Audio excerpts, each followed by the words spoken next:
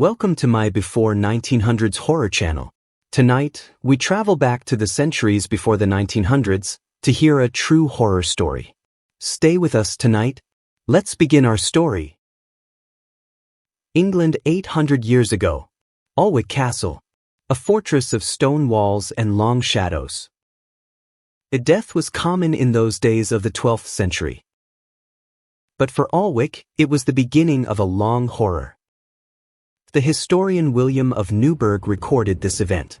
He did not call it a fairy tale. He called it a terrible truth. This is the story of a being whom the earth refused to accept, whose body did not rot in the grave, but rather was nourished. In the darkness of the Middle Ages, people had strong faith. They knew that the souls of sinners did not depart easily. The man from Alnwick was a sinner. His life was full of lies and deceit. It is said that he hid on the roof of the castle one night to catch his wife in disobedience. At that night, an accident occurred. He fell from the roof and died. The cold stone of Alnwick was soaked with blood. He was buried in the churchyard of the city. Everyone thought that was the end of the chapter. But a few nights after the burial, a strange change took place in the city air. A heavy, putrid smell spread through the streets. For the first few days, people thought an animal had died. But the smell was of a human body. A rotting body. The dogs stopped howling at night. They would cower behind the door in fear. The guards on guard claimed to have seen a shadow moving towards the church. The shadow looked like a human, but its gait was unusual. Very slow and heavy. The people of Alnwick still didn't know that the man they knew had returned. But he was no longer human. Walking alone in the dark alleys at night was no longer allowed. An unknown terror began to grip the city. The first witness was a young woman who heard a breath outside her window. A figure stood on the other side of the window, its eyes shining through the darkness and fog. The next morning, black mud was found on the window frame. That mud looked like the soil from a church cemetery. The village priest did not want to believe this at first. He thought it was a temptation from the devil. But the silence was broken when strange sounds began to be heard inside the castle itself. At night, the sound of someone walking on the stone floor could be heard. Slow, rhythmless footsteps. It felt like someone was dragging his dead body along on an aimless journey. However the being went, the candlelight would turn blue. The temperature in the room would suddenly drop. So people wondered, is the tomb really closed? Or has someone removed the stone? One night, a group of villagers braved the churchyard and what they saw made their blood run cold. The soil of that sinful man's grave was turned upside down, as if someone had dug it out from inside. But there were no footprints on the grave. Only patches of rotten water lay on the ground. Panic spread from Lavender Hill to the riverbank. Alnwick became a cursed town. People claimed that the entity knocked on their door at night, but when they opened the door, no one was there. Those who heard the shock began to fall ill within a few days. Their bodies were turning pale. Was it a disease? Or something else?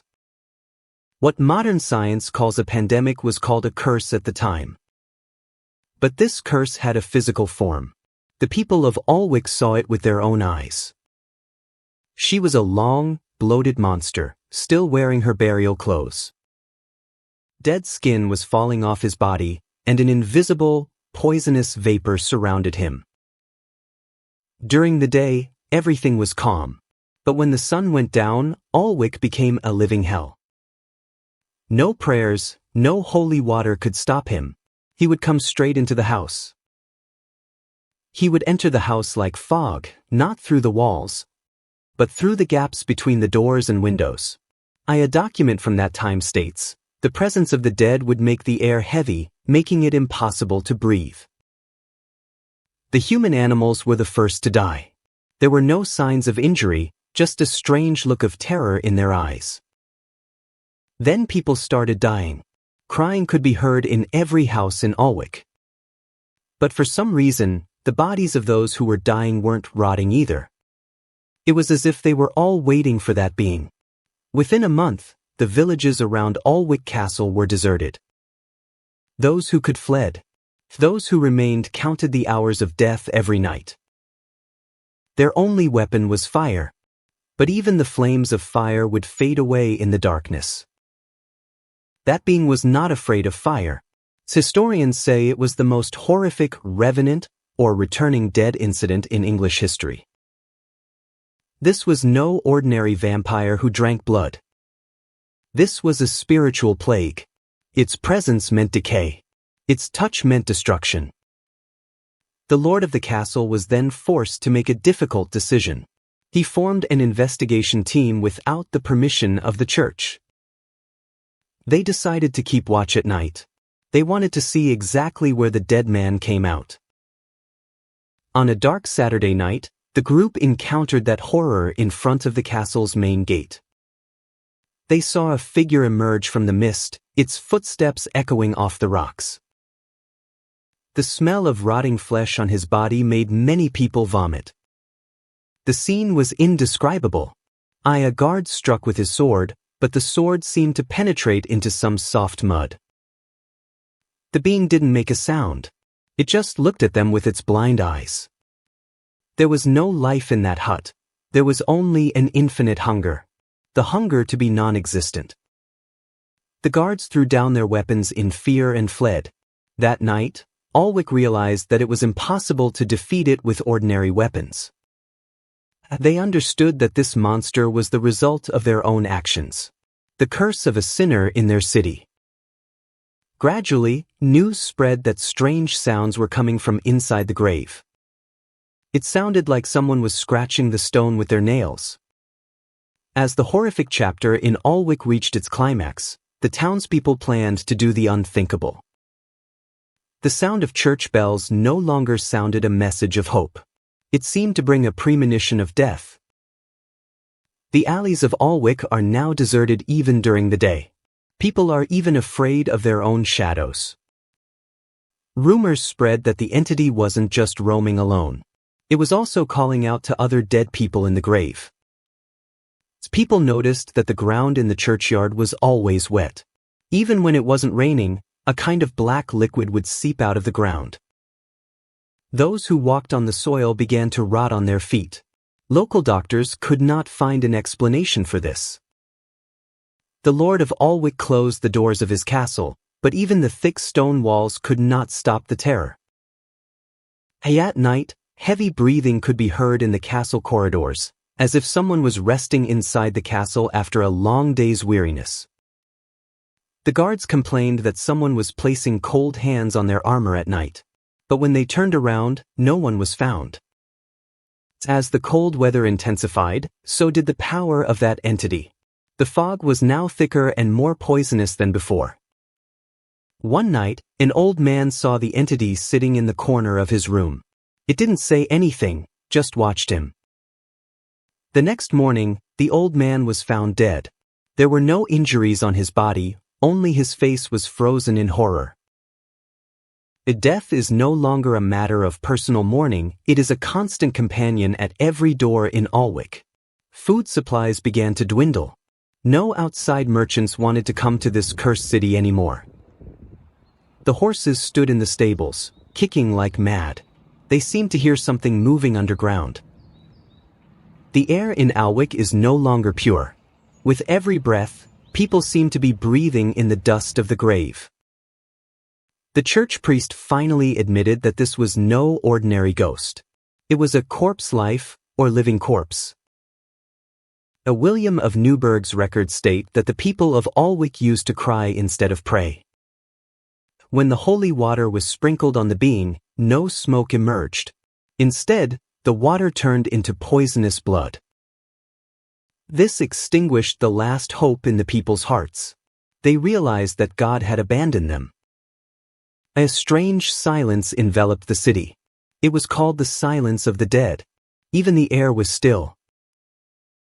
People began to block the doors of their houses with iron and coal in the gaps between the windows. According to folklore, iron keeps the dead away. But this monster from Alnwick didn't believe in any ordinary folklore. He was a huge pile of flesh and blood that could easily climb over every obstacle. Some have seen him sitting on the roof of a church in the dark of night, as if he were looking down on his empire from above. His burial cloth was now torn to shreds.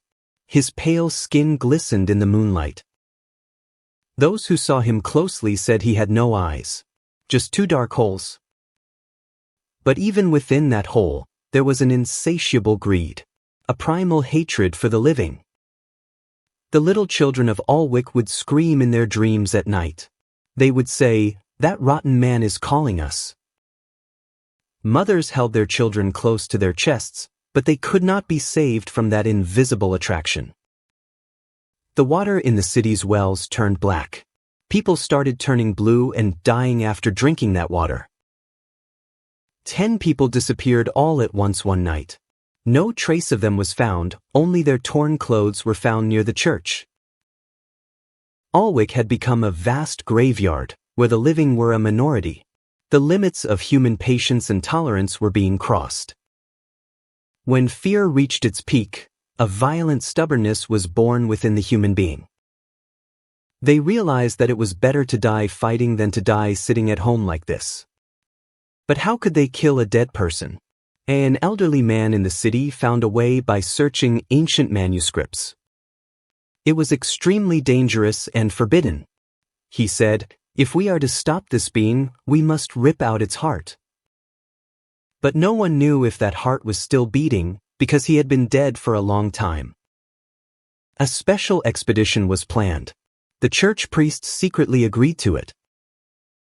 They knew that if this task was not successful, the entire city of Alnwick would be wiped off the map. The night sky was covered with clouds. 10 brave men gathered in the churchyard with spades and axes. They had torches in their hands. The flames trembled in the wind, as if they too were afraid. When they stood in front of the grave of that sinner, they felt a kind of tremor from the ground. They started digging. As soon as they removed the soil, the strong smell returned. It was unbearable. A strange sound was coming from deep within the ground, much like the sound of someone rubbing a wet cloth. The deeper you go, the hotter the ground becomes. It's as if there's a volcano hidden beneath. After going about 6 feet down, their spade hit something solid. It was a wooden coffin. The wood of the coffin had rotted and turned black, but the iron on top still gleamed. When the coffin lid was opened, everyone present was stunned. No one said a word. The body was not decomposed. Rather, it was unusually swollen and fresh. His cheeks were rosy, as if he had just drunk a lot of blood and was sleeping. A cruel smile tugged at the corners of his lips. It seemed like he knew everything. The most frightening thing was his body. It was extremely soft and flexible, as if he would stand up right away. A brave man put his hand on his chest. He felt a thud going on there. The beating of life in the chest of a dead man. This was an extreme affront to the laws of nature. Everyone present backed away in fear. Someone shouted, "This is the work of the devil." At that very moment, the corpse opened its eyes. Those dark holes stared straight at them. A cold wind blew through the churchyard. All the torches went out together. A heavy breath was heard in the darkness. And those familiar footsteps, now very close to them. They realized they were not alone. The sound of earth moving was also coming from other graves in the church. That night in Alnwick was the darkest night in history, where the battle for life and death was about to begin. In the darkness, only the sound of the monster's heavy breathing could be heard. The fear increased several times as the torch light went out. The priest tried to take the flint out of his pocket, trembling. But his hands were as cold as ice. A pair of hands emerged from the grave pit. The hands, made of a mixture of dead skin and mud, gripped the edge of the coffin. Suddenly a torch lit up again. In the light of the fire, the body was seen sitting upright inside the coffin. His body had swelled so much that the wood of the coffin was breaking with a loud crash. The people present stood as if they had been deprived of the power to flee. The being did not scream. He simply grabbed the edge of the coffin with his rotten hands and pulled himself up. With every movement he made, there was a crunching sound of bones, as if a clockwork that had been rusting for years was moving. When he stepped outside the grave, the ground seemed to tremble with fear. The weight of his body was unusual. William of Newburgh writes, "His body was surrounded by poisonous vapors, which were absorbing the oxygen of the air." The priest finally gathered his courage. He shouted, "Now is the time.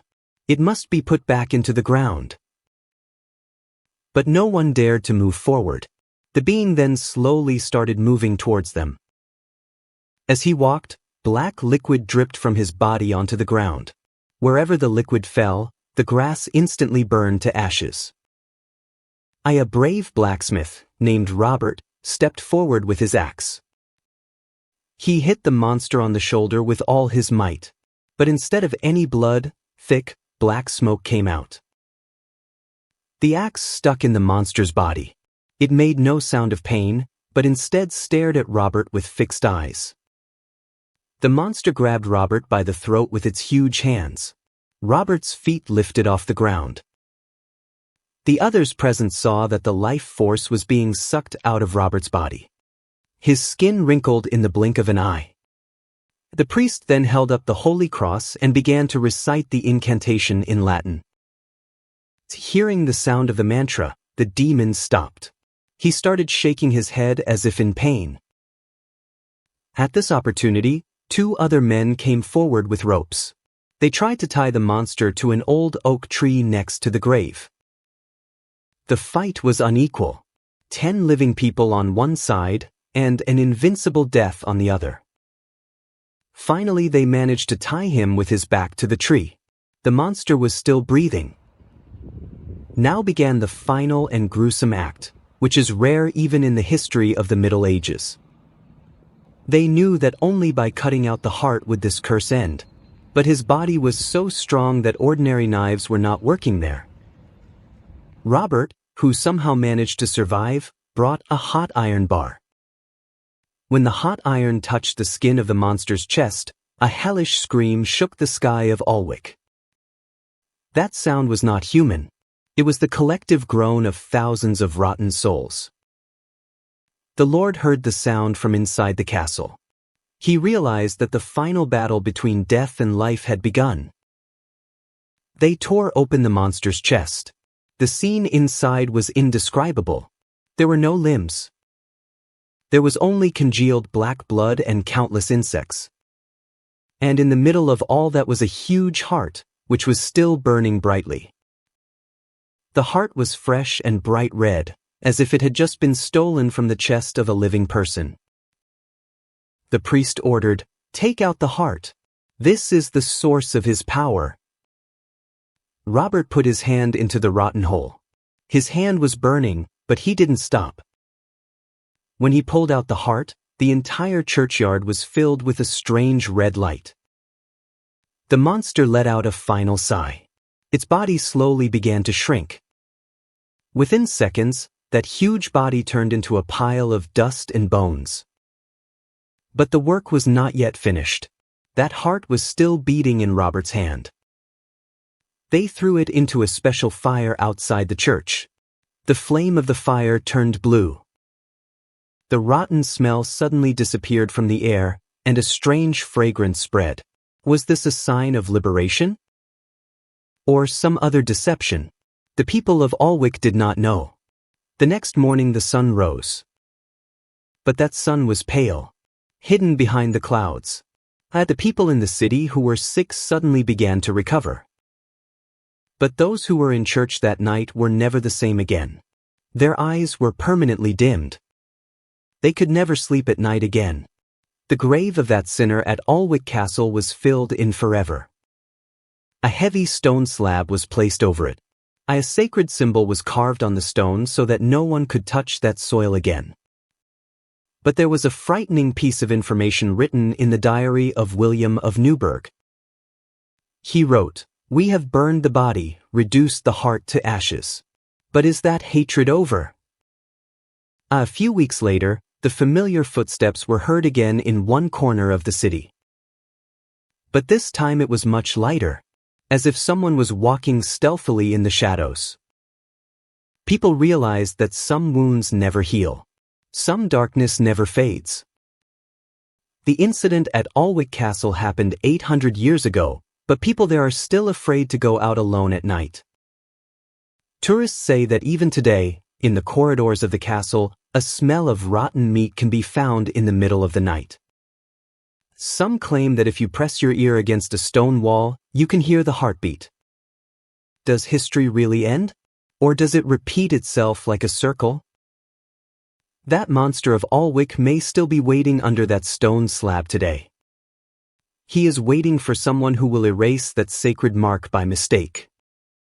After the heart was burned to ashes, there were no stars in the sky of Alnwick that night. Only a deep, solid darkness. The next morning, in the churchyard where the fire had been, there was no ash left. The ground was completely clean. Robert, who took out that heart, never spoke again. His voice was lost forever. He would just sit there staring at the wall all day, as if he were seeing something that ordinary people couldn't see. The townspeople tried to return to their daily lives. But Alnwick was never the same again. Behind every closed door, that fear still lurked. People were afraid to look each other in the eye. Everyone had one question in mind: was the blood of that sinner really gone? Or had it gone deep into the ground? After a few days, the water in the city's wells began to return to normal. But the water tasted salty. The old people used to say that these were the tears of the countless people of Alnwick who lost their lives in this horror. The Lord of Alnwick Castle has issued a new law. The main gate of the castle will no longer be opened after sunset. No one can go out even for an emergency. This rule has been in place for centuries. Historians say that after this incident, the population of Alnwick was almost halved. All those who survived were victims of some form of psychological trauma, which was called the devil's touch at the time. The priest prayed in church every day, but his prayers no longer had the same fervor as before. He often wrote in his diary, "Even the touch of holy water no longer makes the stone holy. Darkness has entered the stone." Those who saw the monster directly claimed that their own bodies had also begun to rot. It was a strange disease. There were no wounds, but the inside of the body was slowly drying up. As if someone was invisibly sucking their life force, just like that monster was doing. The cemetery in Alnwick was declared permanently abandoned. A new cemetery was built outside the town. But when someone was buried in a new tomb, people would stand guard out of fear, lest someone come back up. According to writers of the time, Alnwick was a living graveyard where souls cried out for release. Winter came. The snowfall in Alnwick was different. Instead of white snow, sometimes there was gray snow. The fog was now touching the roof of the castle. Sometimes human figures could be seen within that fog. People thought that these might be followers of the monster whom he had dragged into his kingdom of darkness. The news of the incident at Alnwick spread throughout England. The monks issued a warning about this incident. They called it the Curse of Alnwick, which could happen to any city at any time. But modern readers may ask, is this really possible? Can dead people really walk? There was no science in that society of the 12th century. There was only religion and superstition. But why would a man like William of Newburgh, who was a learned historian, write falsely? He wrote, "I myself did not believe it at first. But when I saw that pile of rotting flesh for myself, there was no way to deny it." In his description, the monster was a small part of the Antichrist or Antichrist force. Years passed. The people of Alnwick tried their best to forget that memory. But the nail marks still remain on the walls of Alnwick Castle, which were not carved into the stone. Some say that on rainy days, purple water oozes from those scratches. No one goes to the dark chambers below the castle anymore. The air there is still heavy and poisonous. A century later, a group of researchers found an old blueprint of the castle. It mentioned a secret room. The room was just below the sinner's bedroom, where he secretly performed strange rituals. Some symbols made of human bones were found there, and an old mirror. If you stood in front of that mirror, you would see a rotting corpse instead of your own face. The researchers quickly sealed the room again. They realized that some secrets were better left untold. Was the monster of Alnwick just a man? Or was he the vehicle of some ancient evil force? History shows that after this incident, reports of similar incidents began to emerge in other parts of England. Stories of the dead returning are also heard in the towns of Berwick and Melrose. As if Alnwick was just the beginning, this fear began to spread from one city to another. People realized that the land was no longer safe. To control this situation, the church formed a special team whose job was to dig up suspicious graves. This special group was called the Exorcists of the Ground. They carried a silver rod in their hands. They went from village to village trying to dispel people's fears. But Alnwick's fear was on another level. The people of Alnwick still believe that the spirit of that sinner still roams the town. He is just waiting for his body, which was reduced to ashes in the fire. But does the ash really die? Or does it mix with the air and come back to life? Alnwick Castle is a tourist attraction today. Thousands of people come to visit it. They pose for pictures, place their hands on the stone walls. They do not know what these stones are witnessing. Guides tell interesting stories to tourists. But at night, the guides themselves don't stay there for long. They know that when the sun sets, the mood of the castle changes. When you feel the cold of the stone, your chest trembles. It feels as if someone is standing behind you and breathing on your neck. Is the story of Alnwick just a medieval horror? Or is it a reflection of our own primal fears? It is human nature to fear the dark, because we are helpless in the dark. And that monster of Alnwick was part of the darkness, which we cannot completely erase even if we wanted to. History teaches us that the dead only return when the living want to forget them. The history of Alnwick Castle is still alive today. It is embedded in every stone, every speck of dust. William of Newburgh's document contained a strange sentence. This monster was not alone, he was like a message. The message was clear. When human sin reaches its peak, nature awakens the dead to maintain its balance. Modern archaeologists have discovered some strange bones while digging around Alnwick Castle. There were no ordinary fractures in those bones, but rather they seemed to have been twisted by some supernatural pressure. After laboratory tests, it was found that the bones contained a type of ancient fungus that is not normally found in this region. But was the monster actually the victim of some unknown ancient virus that prevented flesh from rotting? Science may be able to explain this, but there is no scientific explanation for the feelings of the people at that time. It's because when fear turns into mass hysteria, reality and imagination merge into one. But in Alnwick there were no people left to imagine.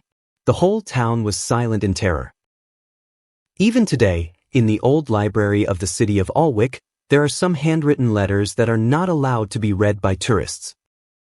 In those letters, people of that time described the strange behavior of their family members. Some wrote that their relatives began speaking in an unknown language just hours before their deaths. They would say, "He is coming, his feet are as heavy as stones, his breath is as hot as fire." The current guards at Alnwick Castle sometimes complain that they see things on CCTV cameras that they cannot explain. Late at night, a vague figure appears on the monitor screen, walking from one end of the corridor to the other. When the figure comes in front of the camera, the signal is distorted. All that can be heard is a sigh.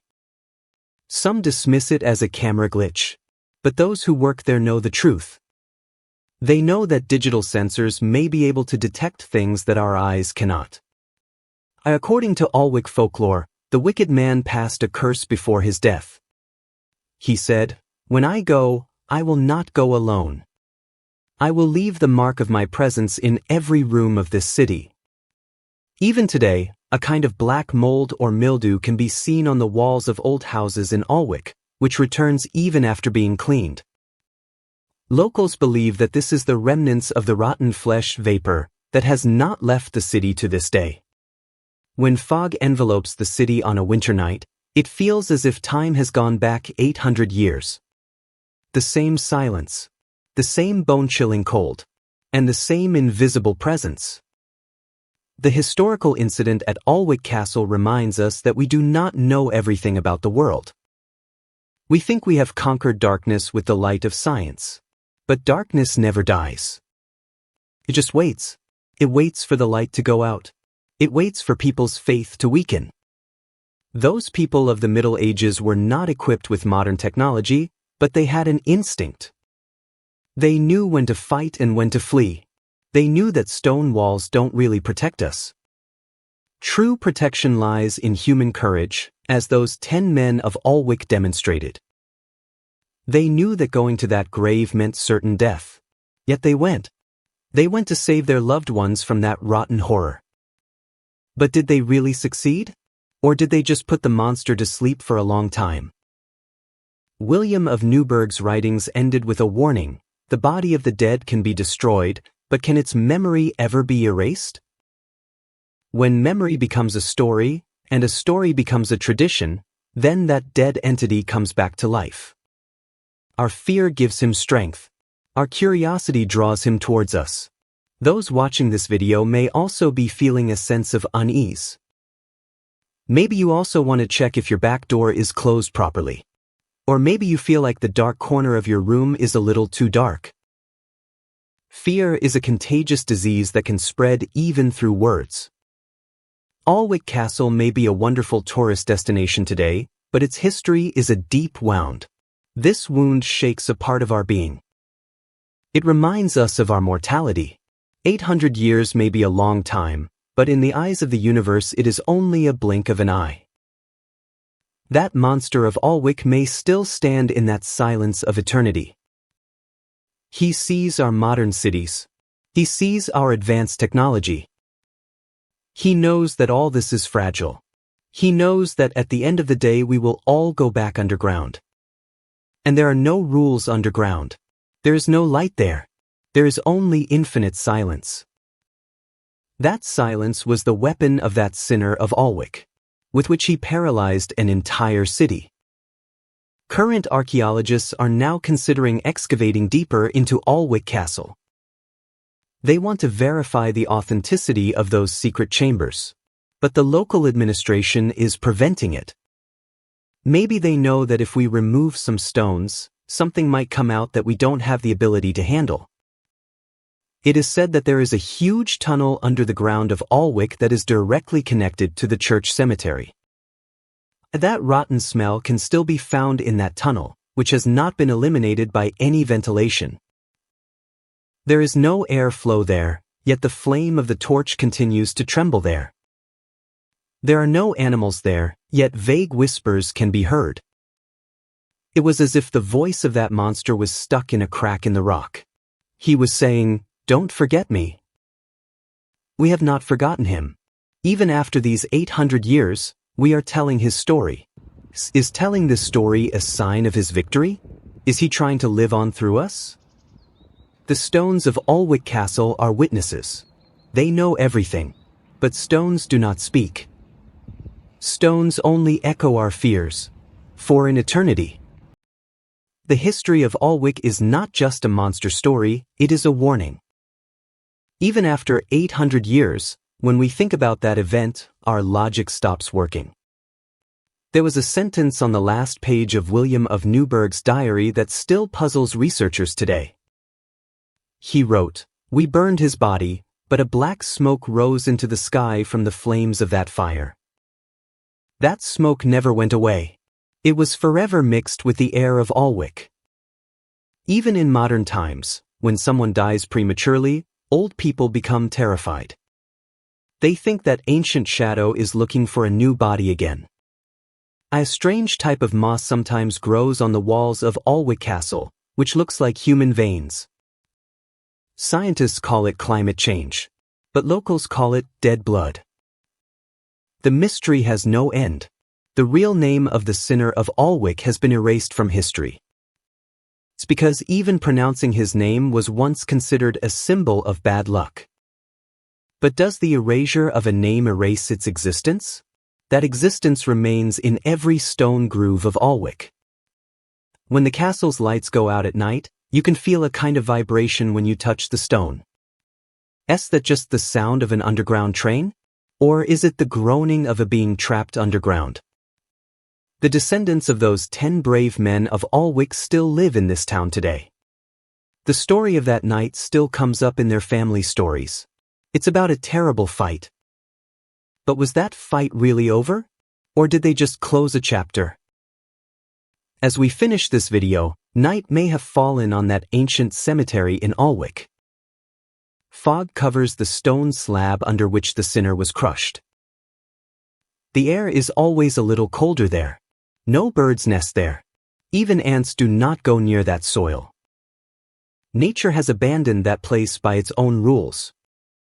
Man-made laws change, society changes, technology changes. But primitive fear does not change. Our eternal hatred and attraction to darkness.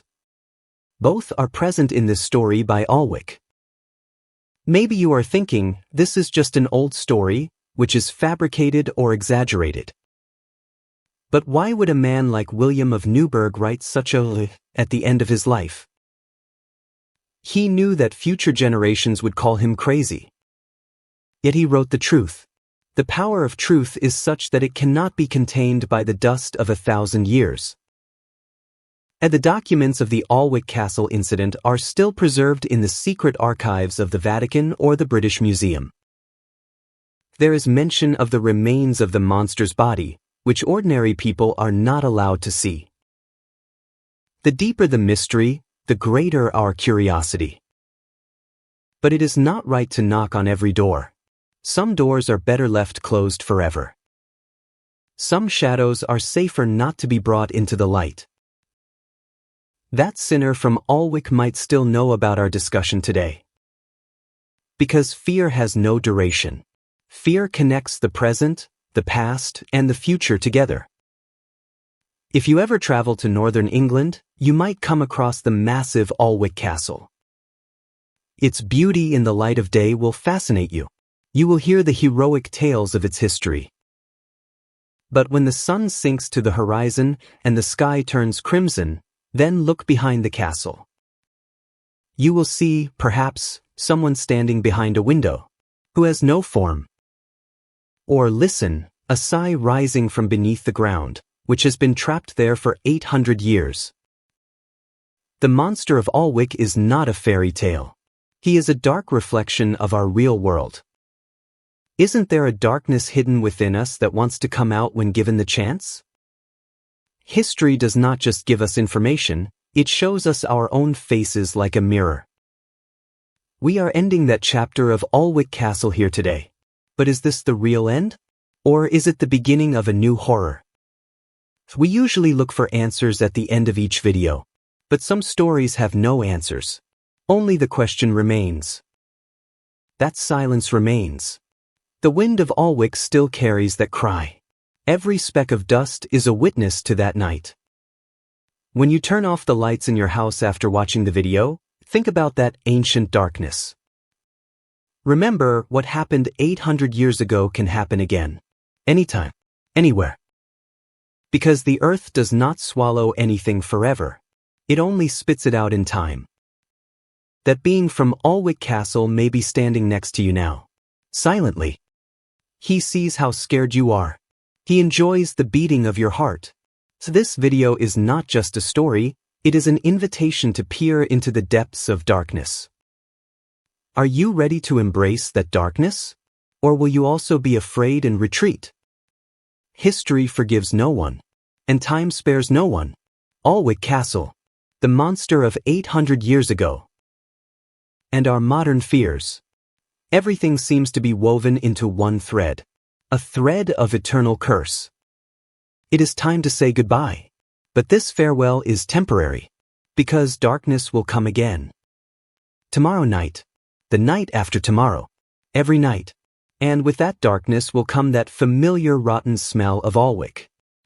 Be careful, because the shadow behind you may not be your own.